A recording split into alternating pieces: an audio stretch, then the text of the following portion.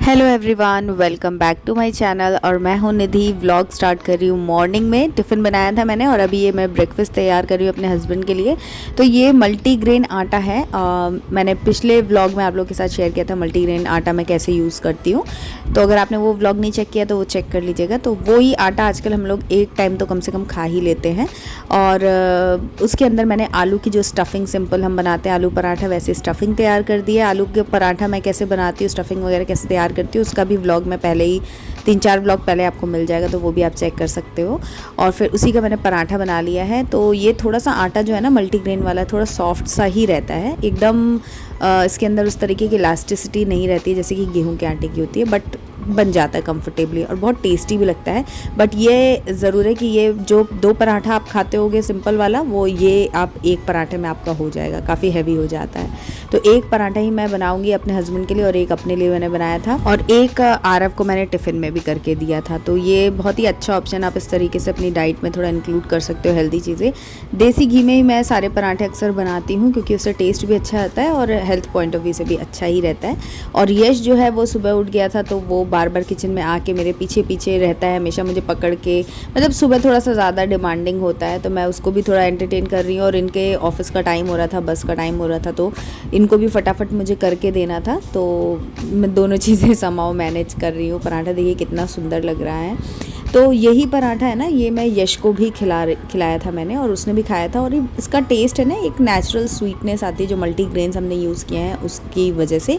तो बच्चों के लिए भी हेल्दी है। तो मैंने यश को भी ये खिलाया था और उसने काफ़ी पसंद से खाया था।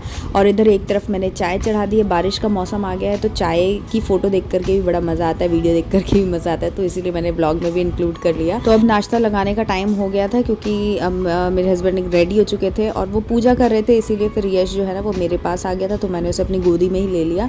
और नाश्ता खाना सब बन ही चुका था, तो मुझे ज़्यादा कुछ कुकिंग तो करनी नहीं थी, सिर्फ चाय मेरे को छाननी थी कप में, तो वो मैंने उसको गोदी में लेकर के ही कर लिया। और वो शांत, गोदी में आने के बाद ना शांत था, ऐसा कोई हिलना डुलना क्योंकि नींद से उठने के बाद थोड़ा आलस तो बॉडी में रहता ही है, लेकिन हाँ अकेले नहीं बच्चे रहना चाहते हैं, तो इसीलिए फिर वो मेरी गोदी में आ गया और मैंने भी उसे गोदी में पकड़ के ही कर लिया। तो आप देख सकते हो कि कितना शांत चुपचाप से सारी चीज़ें देख रहा है।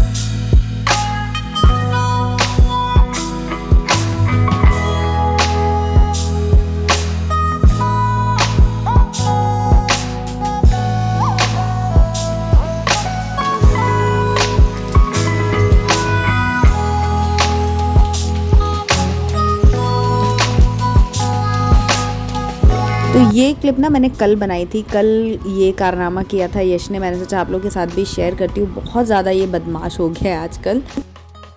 क्या हो रहा है? ये क्या किया आपने? यार ये तो कितना खतरनाक हो गया है, एक्सट्रीम हो गया ये तो। यशु ये क्या था? नीचे उतरो, गिर जाओगे। चलो आओ इधर मेरे पास आओ।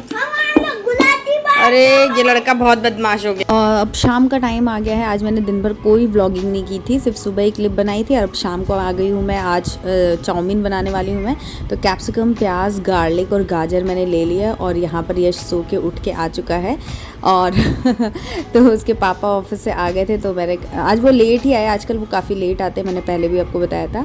तो मैंने सोचा लेट आने के बाद ना भूख भी लगती है, तो हमारा दिन में पहले बनाने का प्लान था, बट फिर ये हुआ कि पापा आएंगे ऑफिस से तो उनको भी कुछ खाने का रहेगा, तो फिर तब बनाएंगे। और बारिश इतनी ज़्यादा हो रही थी ना कि गरम गरम कुछ ऐसे खाने में मज़ा आता, तो इसीलिए फिर मेरा प्लान था कि मैं चाउमीन बनाऊँगी। और ये वाली चाउमीन जो है ना वो बहुत ज़्यादा अच्छी बनती है और बहुत आसानी से बनती है और बहुत ज़्यादा टेस्टी लगती है, एकदम जो पहले हम लोग खाया करते थे ना वैसी वाली चाउमीन बनती है। बड़ी मतलब मुझे बहुत पसंद है ये वाला टेस्ट, फ्लेवर जैसा मैं बना रही हूँ, आप लोगों के साथ शेयर भी करूँगी रेसिपी, तो ये बहुत अच्छा रहता है। तो आजकल मैं ये वाली इस चक्कर में ना काफ़ी मेरा चाउमीन फ्रीक्वेंटली खाना हो गया, वरना पहले मैं बहुत ही कम बनाती थी, बट अभी काफ़ी फ्रीक्वेंट मैं खाने लग गई हूँ।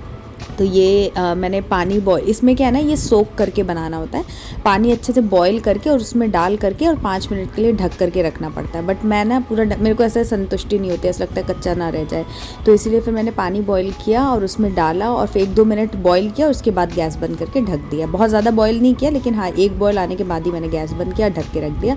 तो बहुत ही अच्छे से नूडल्स बन जाते हैं और बहुत ही पतले और बहुत ही बढ़िया क्वालिटी के मतलब नूडल्स हैं ये।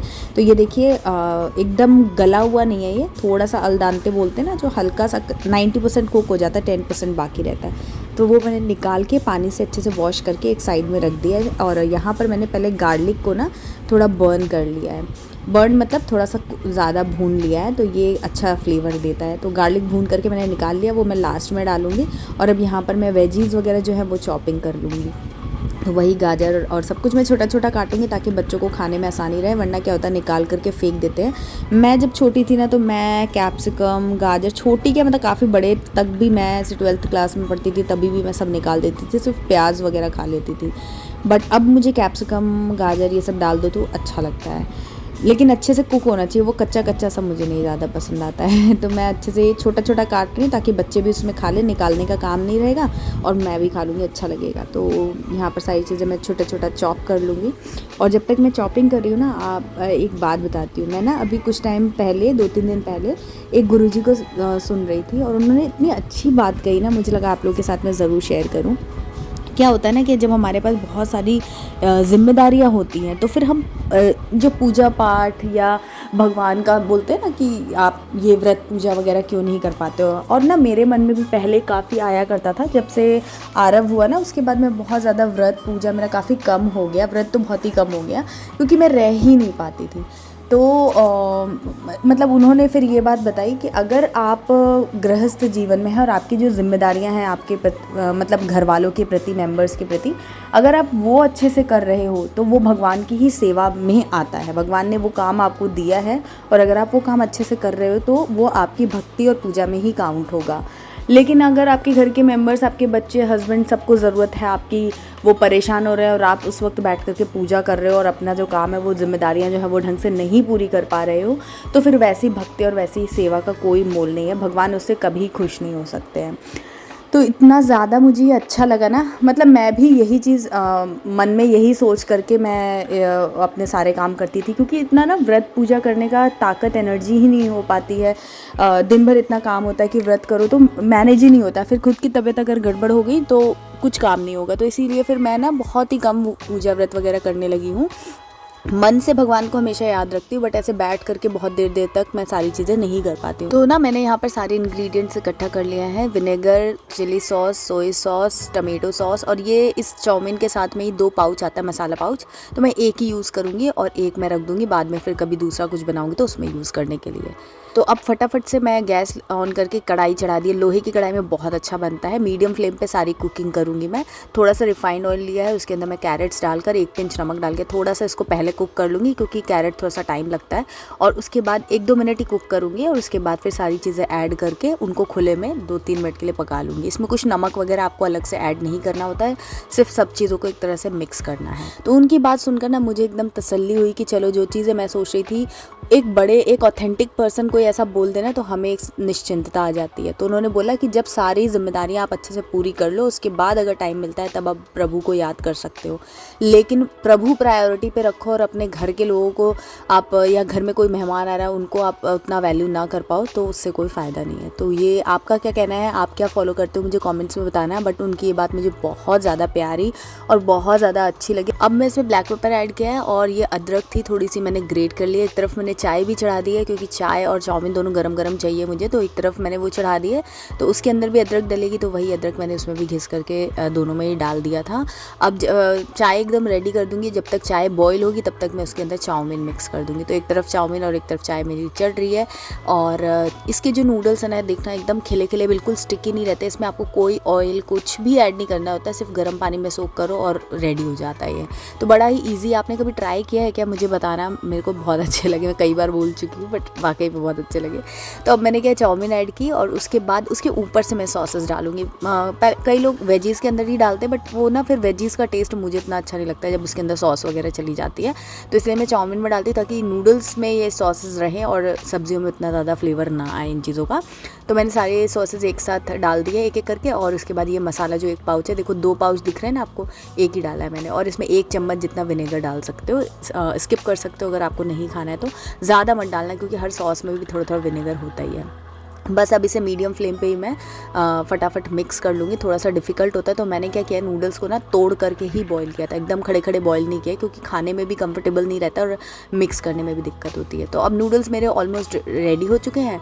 तो अब जो मैंने गार्लिक थी वो भी इसमें डाल करके ऊपर से मिक्स कर दिया है, तो बड़ा ही अच्छा आता है, आप कभी ट्राई करना। ये चिली गार्लिक नूडल्स, हक्का नूडल्स, वेज नूडल्स सब कुछ मिक्स करके मैंने एक नई रेसिपी बना दी है, बट बहुत टेस्टी लगी थी और बहुत मज़ा आया था। और एक पैकेट में ना हम तीनों लोग थोड़ा थोड़ा ले लेते, तो हम तीनों का स्नैकिंग का काम जो है ना वो परफेक्टली हो जाता है। तो मैं यही कोशिश करती हूँ। पहले मैं क्या करती थी, 2 पैकेट बना के लंच डिनर करती थी, बट अब मैंने सोचा कि इतना कोई हेल्दी चीज़ तो है नहीं, तो ये कभी कभी खाने के लिए 1 पैकेट बनाओ, उसमें तीनों लोग थोड़ा थोड़ा ले लो तो ज़्यादा अच्छा रहेगा।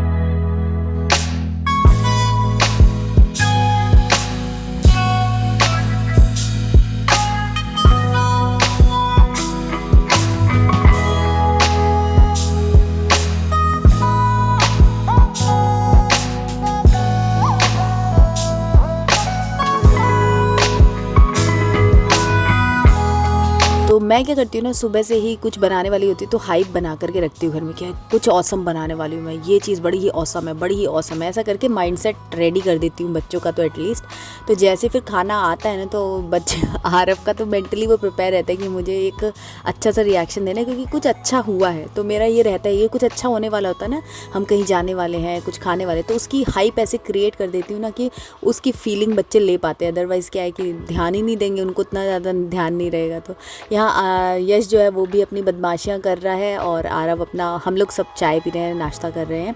और आरव क्या है, आजकल नमस्ते वगैरह करना सीखा है वीडियोज़ में। वैसे तो वो हमेशा करता है जिससे भी मिलता है तो, लेकिन वीडियोज़ में भी उसने कुछ एक आध वीडियो देखे जिसमें लोग हर हर महादेव या फिर नमस्ते ऐसा कुछ बोलते हैं, तो वो जब उसे याद आ जाता है तो वो मेरे वीडियोज़ में भी बोलता है और करता है। तो वही वो कर रहा था और यहाँ पर बैठ के मैं तसल्ली से खाने की कोशिश कर रही हूँ। बट मेरी लाइफ में तसल्ली, मॉम की लाइफ में तसल्ली इतनी ज़्यादा तो होती नहीं है यार।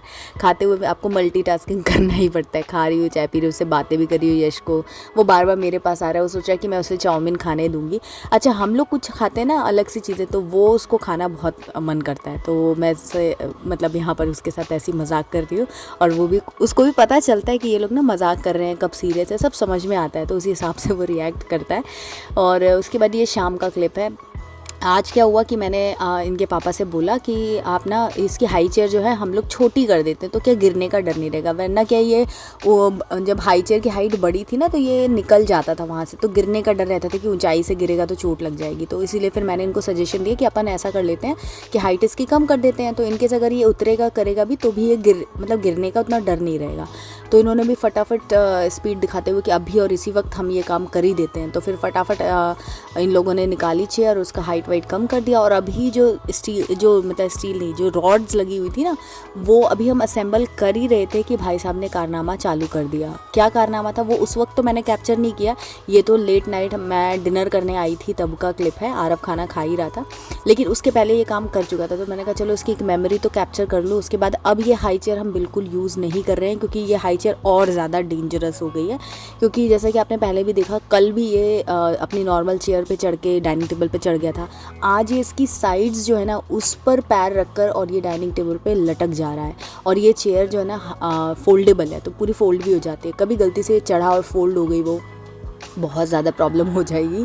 तो इसीलिए फिर अब ये जो खतरों के खिलाड़ी हैं हमारे, इनसे हम पता नहीं कैसे मैनेज करें, कहाँ कहाँ क्या क्या बचाते रहे। इस वक्त घर की हालत ऐसी हो गई है कि लगता ही नहीं है कि ये कोई घर का एस्थेटिक हम मेंटेन कर पा रहे हैं। ये कुछ फैलाता नहीं है, लेकिन ये हर जगह चढ़ जाता है, कर जाता है, इसीलिए कुछ भी इस जगह पर नहीं है, कुछ भी इस तरीके से नहीं है। बीच में मुझे 2-3 दिन तो बहुत ज़्यादा स्ट्रेस और चिड़चिड़ापन हो रहा था, बट फिर मुझे समझ में आया कि मेरे को एक्सेप्ट ही करना पड़ेगा कि ऐसा ही है। ये अभी 4-5 महीने का टाइम कम से कम लगेगा, जब यश को थोड़ी समझ आ जाएगी तभी कुछ चीज़ें जो है वो सिस्टमेटिक रह पाएंगी। अभी फ़िलहाल मुझे इसी तरीके से मैनेज करना पड़ेगा। ऊपर से बारिश भी आ गई है, तो कपड़े का स्टैंड और सब कुछ अजीब सी ही हालत हो गई। लेकिन फिर अब मैंने भी 3-4 दिन पहले मैं बहुत स्ट्रेस में रही, और जैसा कि मैंने बताया ना, वो गुरुजी को मैंने सुना था, तो उनकी और भी कुछ बातें मैंने सुनी, तो फिर मुझे समझ में आया कि यार मेरे को ना एक्सेप्टेंस लानी पड़ेगी इन चीज़ों से, वरना चिड़चिड़ करके मैं घर का माहौल और अपना दिमाग दोनों ही ख़राब करती रहूँगी। तो यही होता है, अगर आपको कोई ऑथेंटिक, एक गुरु का काम ही यही है ना कि आपको सही राह दिखाएं। तो उन्होंने एकदम वही काम किया, उनकी बात सुन करके मेरा दिमाग एकदम चेंज हो गया है। और होता है ना कि आप आपको मन में जब क्वेश्चंस आते हैं ना, तो मैं हमेशा भगवान से कहती हूँ कि कोई राह दिखाओ, कुछ समझाओ, मैं क्या करूँ, मुझे समझ नहीं आ रहा है। तो ऐसे में कुछ ना कुछ ऐसा हो जाता है जिससे कि मेरे को समझ में आ जाता है कि अब मुझे आगे क्या करना है। तो सडनली वो उनकी बातें जो हैं वो मेरे सामने अभी 3-4 दिन पहले ही आई थी और उससे मुझे काफ़ी ज़्यादा हेल्प मिली है अभी। तो अभी मैं लास्ट 2-3 डेज़ जब से उनके वीडियोज़ वगैरह मैंने देखे, तब से मुझे थोड़ा सा रिलैक्स फील हो रहा है, शांति मिल रही है और जो हो रहा है मैं उसके साथ में डील कर पा रही हूँ। तो ये वीडियो यहीं पर एंड करती हूँ। पसंद आया तो लाइक कमेंट ज़रूर करना, चैनल को सब्सक्राइब करना। मैं मिलूँगी नेक्स्ट वीडियो में, तब तक के लिए बाय।